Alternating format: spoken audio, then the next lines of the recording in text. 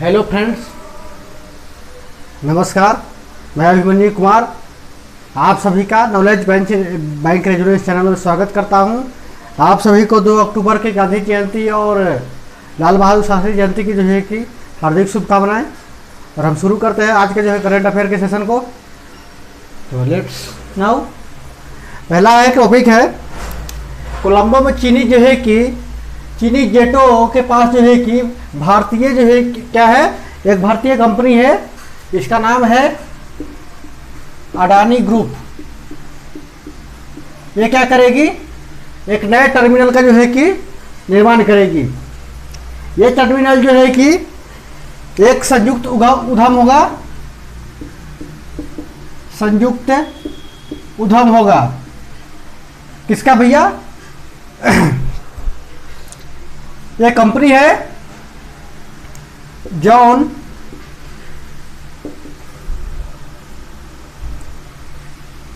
किलस, जो कि श्रीलंका की कंपनी है। ये है वहां की लोकल कंपनी है, श्रीलंकाई कंपनी है ये। और भारत का अडानी ग्रुप।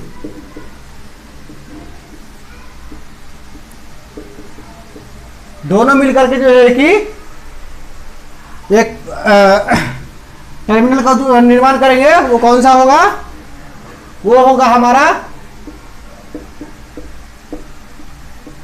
कोलंबो पोर्ट। ठीक है, तो हम डिटेल में इसका डिस्कशन करते हैं कि क्या है पूरा का पूरा टोटल चीज, क्या कहानी कहती है।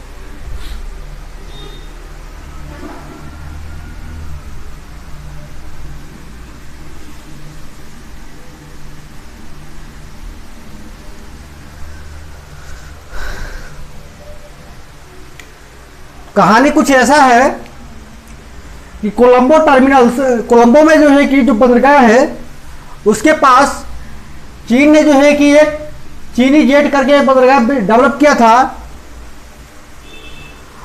अब जो है कि वहां पर भारत की अडानी ग्रुप जो है कि उसी बंदरगाह पर जो है कि नए टर्मिनल्स का निर्माण करेगी, जिसकी कुल लागत जो है कि 70 करोड़ डॉलर आएगी। 70 करोड़ डॉलर का जो है कि बिजनेस है। देखते हैं लागत इसमें आती है। इससे पहले जो है कि ये जो चीनी जेट वाली जो परियोजना थी, जो चीन की थी, ये थी 50 करोड़ डॉलर की, और भारत वाली है 70 करोड़ डॉलर की। इस परियोजना का जो है कि सिर्फ व्यापारिक महत्व नहीं है, इसका महत्व जो है कि सामरिक है।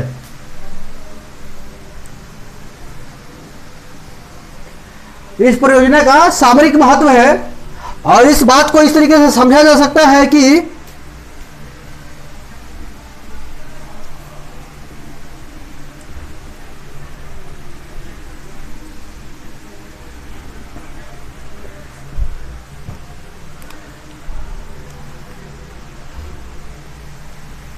श्रीलंका में जहां बंदरगाह है हम्बन बटोटा,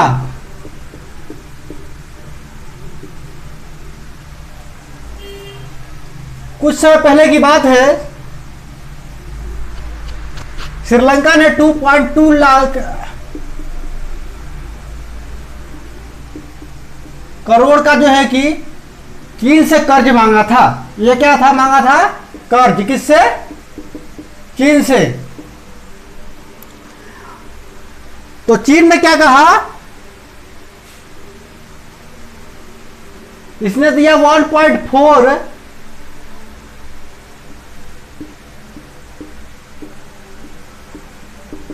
करोड़ का कर्ज दिया।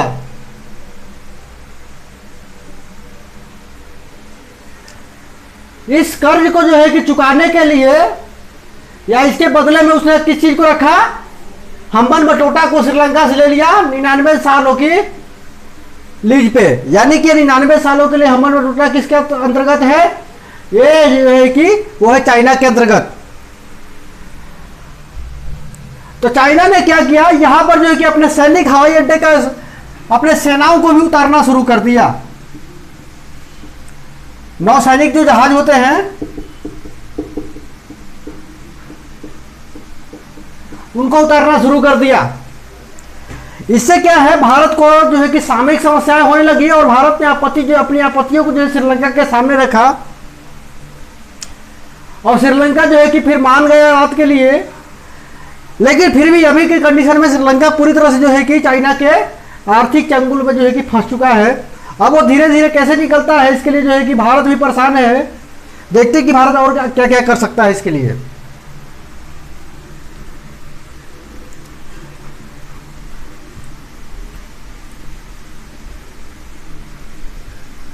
चाइना क्या चाहता है कि किसी भी तरीके से उन छोटे छोटे देशों को जो आर्थिक तौर पे कमजोर है उनको आर्थिक जो है कि मदद करके, कर्ज प्रदान करके उनको जो है कि अपना आर्थिक गुलाम बनाया जा सके, इसके चक्कर में वो है।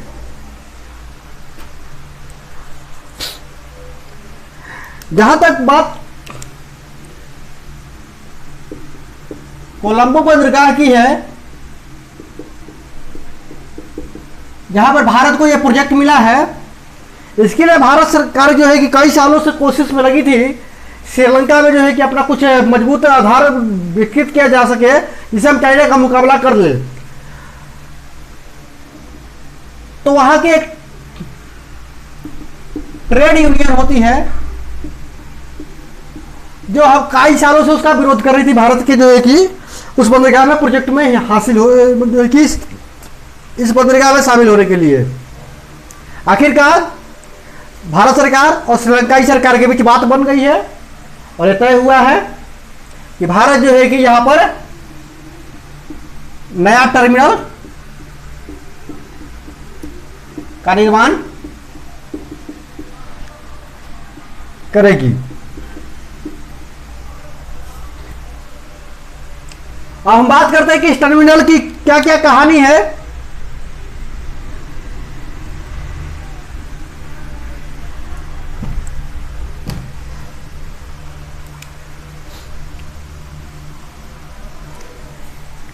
अभी तक श्रीलंका में जो बंदरगाहों के क्षेत्र में जो सबसे जो निवेश विदेशी निवेश हुआ है, उस निवेश जो की सबसे बड़ी रकम है, ये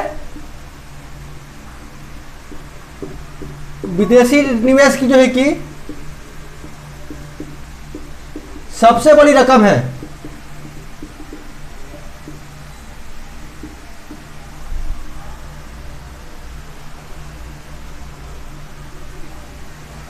$70 करोड़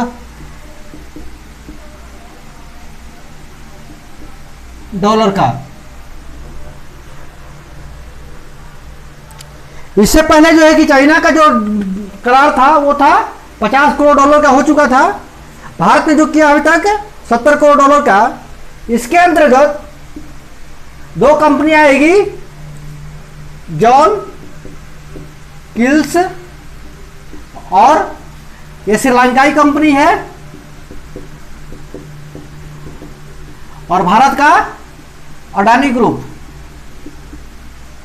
ये दोनों मिलकर के इस प्रोजेक्ट को करेंगे। लागत 70 करोड़ आएगी और ये दोनों मिलकर के इस प्रोजेक्ट को जो है कि कंप्लीट करेंगे।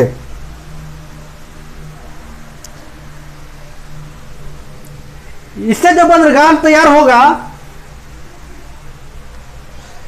यहां पे जो बंदरगाह तैयार होगा उसकी लंबाई जो है कि टर्मिनल्स की जो लंबाई होगी वो होगी 1.4 किलोमीटर। इसकी जो चौड़ाई होगी टर्मिनल्स की वो होगी 600 मीटर और इसकी गहराई जो होगी वो होगी 20 जो है कि मीटर का। ठीक है, तो ये रहा टर्मिनल्स की लंबाई होगी 1.4 किलोमीटर, चौड़ाई होगी 600 मीटर, गहराई होगी 20 मीटर। यहां पर जो जहाज आकर के रुक सकते हैं वो होंगे, इसकी जो क्षमता है यानी कि कहे तो 32 लाख कंटेनर यानी कि यहाँ पर साल में जो है कि 32 लाख कंटेनर जो है कि आ सकते हैं और इनको जो है कि रखने की व्यवस्था हो जाएगी। ये है इसका मेन प्रोजेक्ट। तो अगर आप पूछेंगे कि भैया कि इसमें अडानी ग्रुप और किल्स ग्रुप का क्या क्या होती है, तो इसका है 34% का शेयर है और इसका है अडानी ग्रुप का 51% का शेयर। यानी कि जो प्रॉफिट होगा और उसका हिसाब से ये चलेगा। और ये जो है 99 सालों का जो है कि भारत के पास रहे, मतलब अडानी ग्रुप के पास रहेगी इसकी। और उसके बाद 99 सालों के बाद जो है कि नहीं 35 साल, 99 साल तो चाइना वाले का था, भारत वाले का है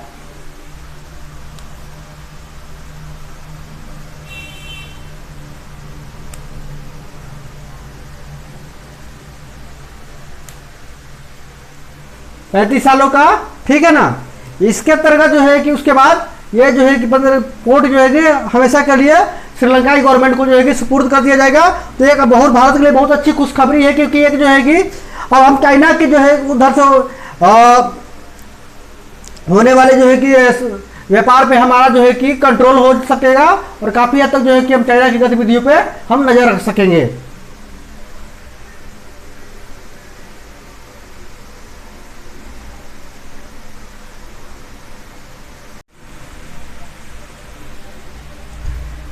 हेलो फ्रेंड्स, तो करंट अफेयर के दूसरे टॉपिक में आपका फिर से जो है कि स्वागत है। हम बात करते हैं मेडिकल विभाग से जुड़ी हुई एक बहुत ही बड़ी सूचना है, खबर है। वह है कि प्रत्यारोपण का जो है कि इंतजार घटाएगी कृत्रिम किडनी। अमेरिका के वैज्ञानिकों को कृत्रिम किडनी बनाने में एक बहुत बड़ी अच्छी सफलता मिली है। इस प्रोजेक्ट का नाम है किडनी प्रोजेक्ट। इसके अंतर्गत जो है कि एक मोबाइल के साइज का जो है कि एक किडनी बनेगी। उसके अंतर्गत दो जो है कि सिस्टम होंगे, एक का नाम होगा होमोफिल्टर और दूसरे का नाम होगा ये फर्स्ट होमोफिल्टर और दूसरा सेकंड ये बायोरिएक्टर, ठीक है ना।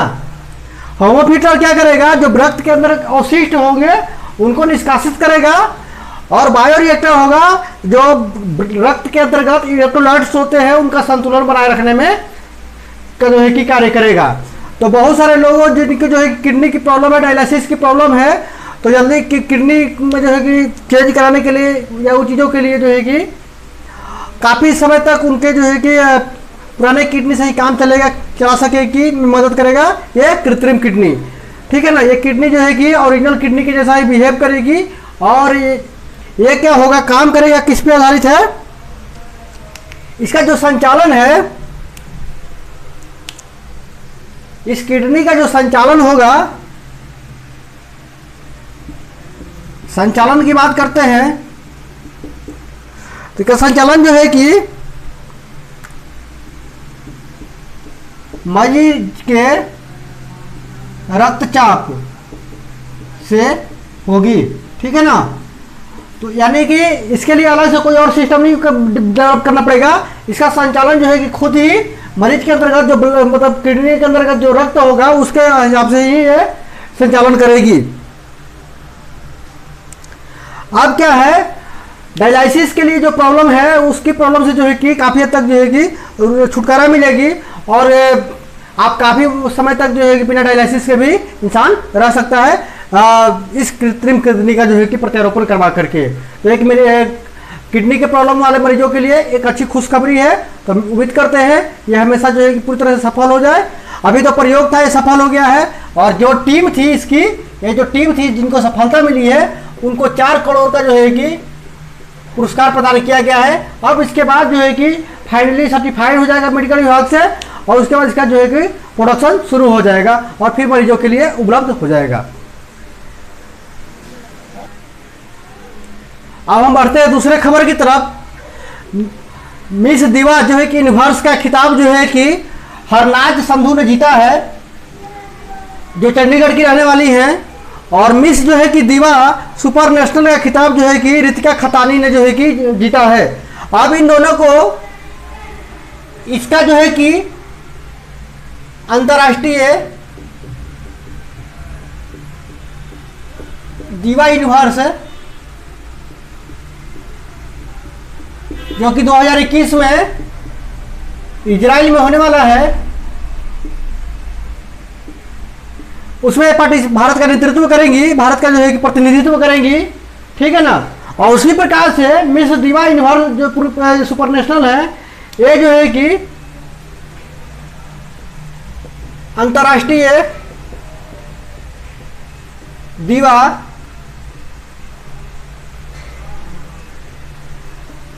सुपर नेशनल का जो है कि में भारत का जो है कि प्रतिनिधित्व करेंगी।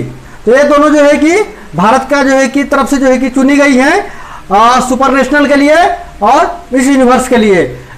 तो मिस यूनिवर्स के लिए जो है मिस यूनिवर्स के लिए हरनाज संधू, और जो कि मिस दीवा जो है सुपर नेशनल के लिए रितिका खतानी जीती हैं, जो कि दोनों जो है कि अंतर्राष्ट्रीय जगत में मतलब कि यूनिवर्स में जो है कि मिस यूनिवर्स में भारत का प्रतिनिधित्व करेंगी।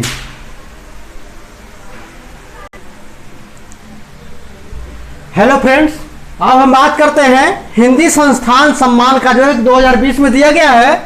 इसका वितरण हुआ है लखनऊ में। तो देखते हैं कि किस जो है कि साहित्यकार को कौन सा पुरस्कार मिला है। तो भारत साहित्य जो है सम्मान मिला है, भारत भारती सम्मान जो है कि प्रदान किया गया है शशि भूषण को, जो अमृतसर के रहने वाले हैं। दूसरा जो है कि लोहिया साहित्य जो है सम्मान राम कठिन सिंह को दिया गया है, जो लखनऊ के रहने वाले हैं। और तीसरा जो है हिंदी गौरव का सम्मान जो है कि भगवान सिंह जो है कि गाजियाबाद को मिला है, ठीक है, गाजियाबाद के रहने वाले हैं भगवान सिंह जो है कि। और बाकी अभी और 3 हैं, उनको भी देखते हैं। तो चौथा जो है कि सम्मान प्राप्त हुआ है, महात्मा गांधी साहित्य सम्मान प्राप्त हुआ है महेंद्र मधुकर को, जो कि बिहार के रहने वाले हैं। 5वां सम्मान जो है कि पंडित दीनदयाल जो है कि उपाध्याय साहित्य सम्मान प्रदान किया गया है डॉक्टर देवेंद्र दीपक को, जो भोपाल के रहने वाले हैं। और छठा जो है कि साहित्य है अवंतीबाई साहित्य सम्मान डॉक्टर सीतेश जो है आलोक को प्रदान किया गया है, जो नोएडा के रहने वाले हैं, ठीक है। तो इस तरीके से 6 लोगों को विभिन्न प्रकार के हिंदी साहित्य के क्षेत्र में जो योगदान के लिए उनको जो है कि हिंदी साहित्य संस्थान की तरफ से जो है पुरस्कार प्रदान किया गया है, उनको सम्मान प्रदान किया गया है। साथ ही साथ जो है कि उनको अपनी जो पुरस्कार की रकम है वो भी प्रदान की गई है।